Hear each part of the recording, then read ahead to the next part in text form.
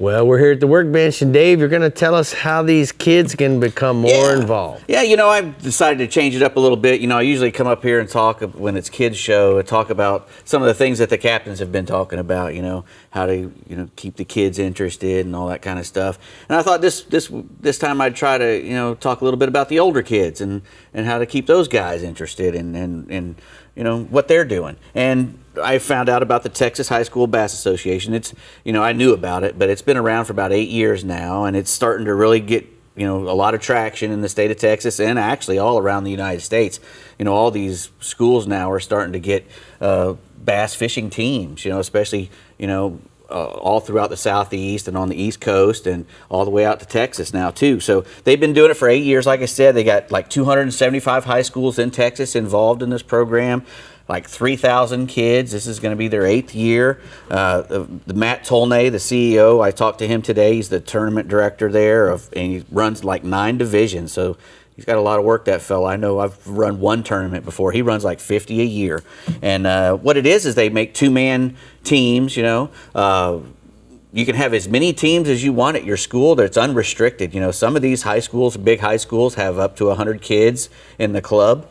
So, everybody gets to join. The only requirement is you have to be passing all your enrolled classes to be, to compete in the tournaments and whatnot. Nice. Which is, a good incentive to make sure that the kids, stay in school and get out there and do what they're doing. The hardest part about the whole deal is trying to get enough people to donate their time and their boats for the events. A lot of the kids don't have their own boats, so, they need like 10 or 12 boats per event. There's no requirements that the captain or the guy who's donating his time has to do. He has to do a Safe Texas boating program, and that's it.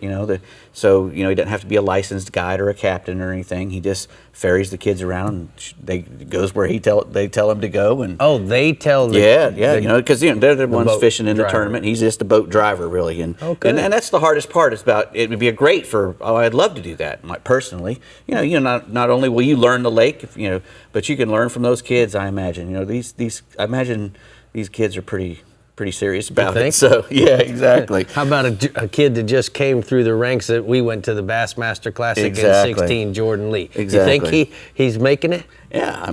He wins the Classic 2 years in a row. What's really great about this, too, they've give away $500,000 a year in scholarships. Awesome. Already, guaranteed $3,000 per tournament. And they do 50 tournaments a year.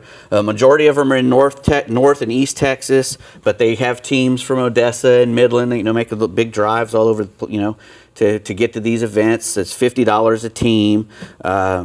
What's really cool is that these kids get to meet from all over the state.